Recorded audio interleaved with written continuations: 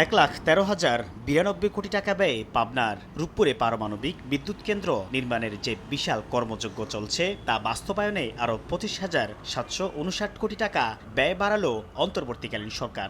এই বছরের জুনে সেই প্রকল্পগুলো সমাপ্ত হয়নি এবং যেগুলো জুনে সমাপ্ত হওয়ার কথা সেগুলো মেয়াদ বৃদ্ধির জন্য আবেদন করেছে।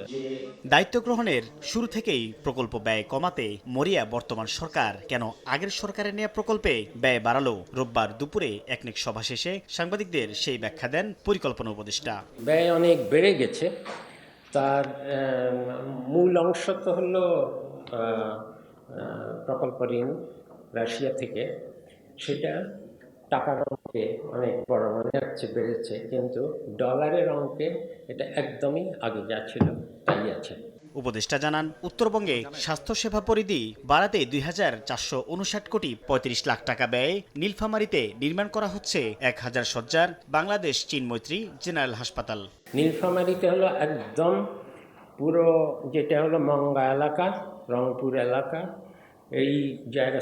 আর সুবিধা হলো যে সাইদপুরে একটা এয়ারপোর্ট আছে এবং এই হাসপাতালটা যেই মানের, তাতে করে আমরা আশা করি যে এখানে পার্শ্ববর্তী দেশগুলো থেকেও ওই অঞ্চলে চিকিৎসা নিতে আসবে। স্বাস্থ্য ও পুষ্টি সেবা শক্তিশালী করতে ৮,৭৩৫ কোটি ৪০ লাখ টাকা সহ মোট সভায় ৪৫,১৯১ কোটি ২৭ লাখ টাকার ২৫টি প্রকল্পের অনুমোদন দেওয়া হয়েছে। স্বাস্থ্য খাতে অনেকে সাইফুল ইসলাম, সময় সংবাদ, ঢাকা।